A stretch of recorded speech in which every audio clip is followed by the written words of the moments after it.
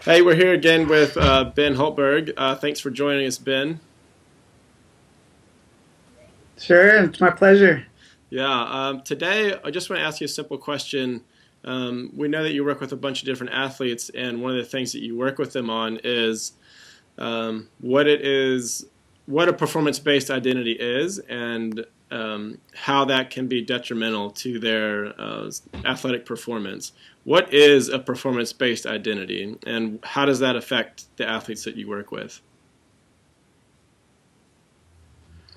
Yeah, I think performance. In short, a performance-based identity is when a person bases their worth and their value as a human in how they perform, and we all do that in some way. We all place some of our value on how we perform and the results in whatever field it is. But in athletics, what becomes problematic is when someone places their main source of worth and value in performance, because we know what happens when in sport is there's always the ups and downs, and so what I think happens from a developmental standpoint is that this becomes kind of a state of mind that is reinforced by the environment in which someone grows up in sport, and so through time people start to pick up on the idea that I get praise, I get pats on my back, I get love when I perform well.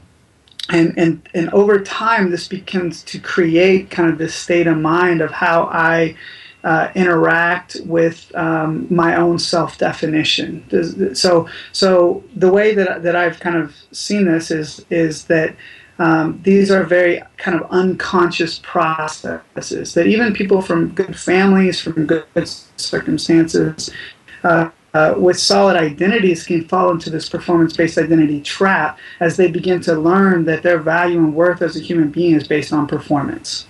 And so, in essence, what that does is it begins to create the stakes being higher for competition.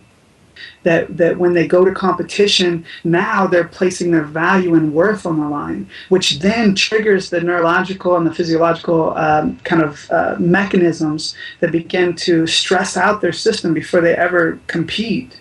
And so not only in the anticipation of competition does that impact them, but then also how they define themselves after they failed experience, which failure is a part of the sport.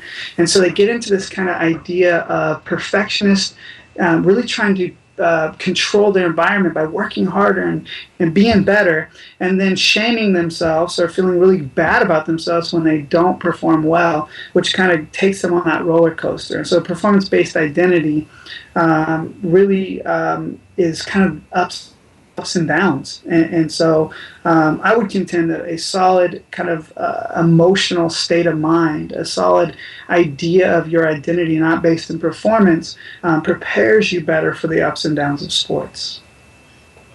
So how do you feel like that affects Christian athletes in particular, or athletes, how they experience their faith? How does a performance-based identity in athletics sometimes translate into a performance-based identity in their faith and their relationship to God?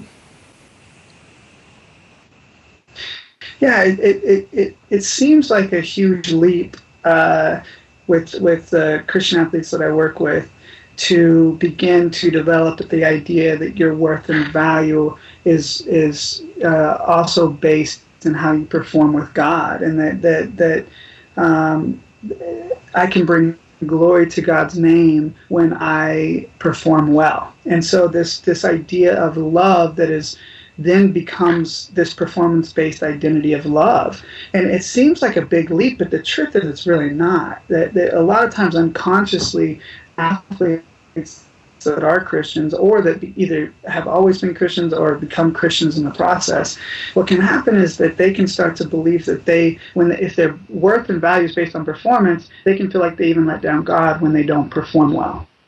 And so part of this comes from this idea that I think is really important to address with Christian athletes is if you watch any major athletic event and someone after they do well or they're successful, somebody might give glory to God's name and say that this victory is, I want to give glory to God in this process. And I think that's really, really great. And I think that's important. However, I think sometimes people perceive that idea that success is the only way to bring glory to God's name. And so I would also contend that I think the gift of sport is really, as a Christian, is really meant for you to interact with God on a daily basis, and that the glory that's brought to God's name is through the process of interacting with sport, which is a very different model of being an athlete, where your value and your worth comes from who God uniquely made you to be, that you are rooted and established in His love, and out of that comes the expression of who you are and how you interact with sport, as opposed to a way to define who you are, your importance, that your worth and value is already there before the foundations of this world, and so I think that's kind of the difference that I see. But as I work with athletes, I think it's actually pretty common to see athletes begin to unconsciously apply the idea of performance-based identity in sport to the relationship with God.